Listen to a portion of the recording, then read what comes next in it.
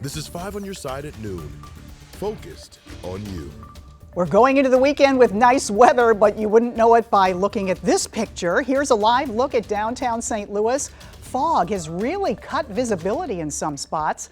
And don't look for temperatures in the 70s again today, but it is expected to reach 50 degrees. Still not bad for February. Thanks for being here at noon. I'm Kay Quinn.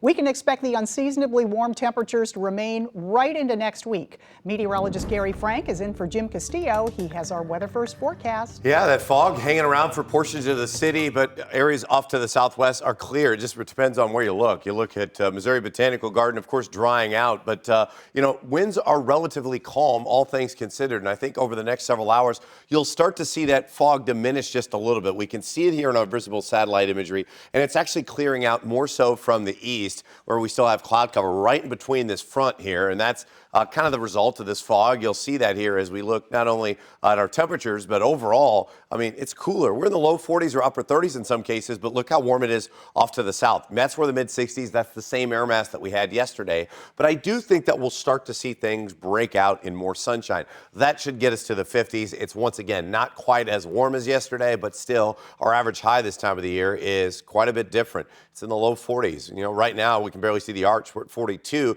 We've got an east breeze now, and that's part of what's going to clear out some of this fog. I still expect us to work our way into the low 50s here shortly and then hold steady in the mid 50s. That's what we'll look at this afternoon, but some changing conditions into the weekend, and when we'll expect temperatures even warmer than they were today, but not quite to 70 degrees. All right, thank you, Gary. We'll see you in a few minutes. You still have a few more hours to offer your opinion about how the city of St. Louis should spend its share of the Rams settlement money. 5 on your side's Megan Kernan shows us the options. When the Rams left St. Louis and relocated to LA in 2016, local governments and groups sued and won a big cash settlement. Now it's time to get voting because the deadline is tonight for how the city should spend the money.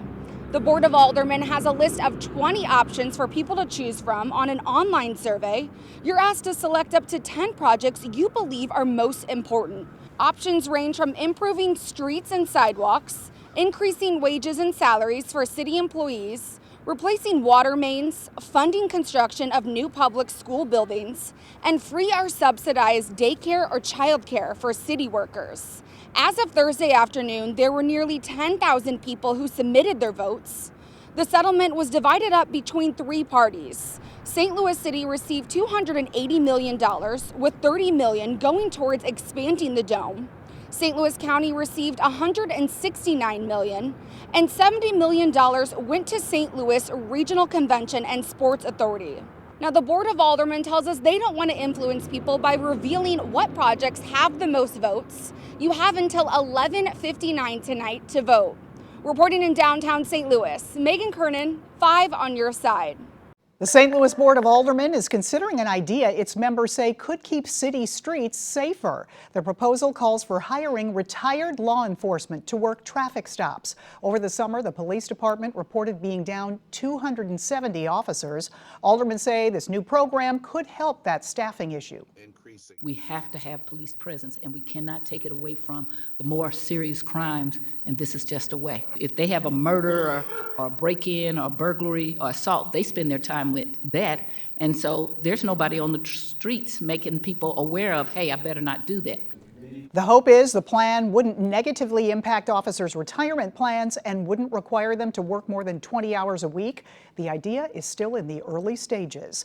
We're hearing from St. Louis County Prosecutor Wesley Bell about his push to overturn the murder conviction of Marcellus Williams. Williams has been on death row for more than 20 years for the murder of Felicia Gale. Police found her body stabbed 43 times in her University City home in 1998.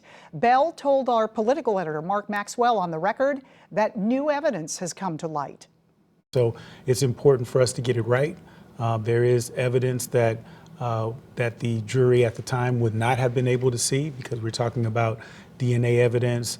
I think it's called contact DNA, which was not on the murder weapon, on the knife. On the murder weapon.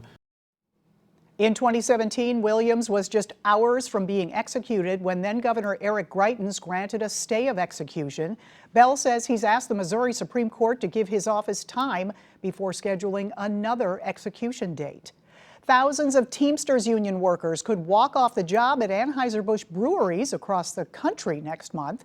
That includes here in St. Louis. 5 on Your Side's Laura Barczewski reports the union says a strike appears to be unavoidable. The Teamsters union says they've been negotiating since mid-November and feel the most recent contract proposal Anheuser Busch presented this week, quote, threatens to kill Teamster jobs by closing breweries and will permanently lay off Teamsters system-wide, pushing them closer to a major strike. SLU professor of management David Kaplan says strikes do come in waves and it often has a lot to do with the economic environment. The Teamsters, the people working for AB, just like everyone else, have been dealing with inflation. One of the differences with unionized workers as opposed to non-unionized workers is that you don't have as many opportunities to have your salary adjusted, right? So this is their big opportunity. Teamsters say in a new contract, they're hoping to not only boost employee wages, but also increase their retirement benefits and have Juneteenth as a paid holiday. They claim AB delayed negotiations and called the latest offer insulting.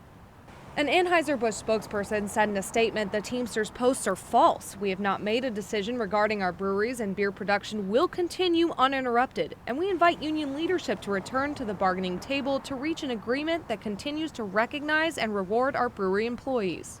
Kaplan says strikes are hard on employees, their families, and local businesses. Strikes are not a first choice option for unions, right? Negotiation is a first choice option. And that's why I think the hope of the Teamsters and most unions is that they're using the strike to show that they're serious and to try to get AB or the employer to come to the table with an honest offer. That was Laura Barczewski reporting. The union says if the two sides don't reach a contract by the end of the day on February 29th, 5,000 workers will walk off the job and start a strike as soon as March 1st. A South County man is accused of killing his wife.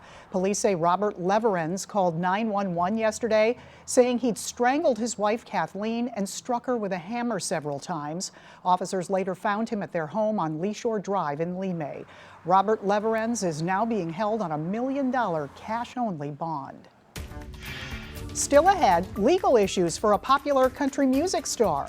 Why Darius Rucker found himself in a Tennessee jail last night. What can we do today to sort of solidify our greatness tomorrow?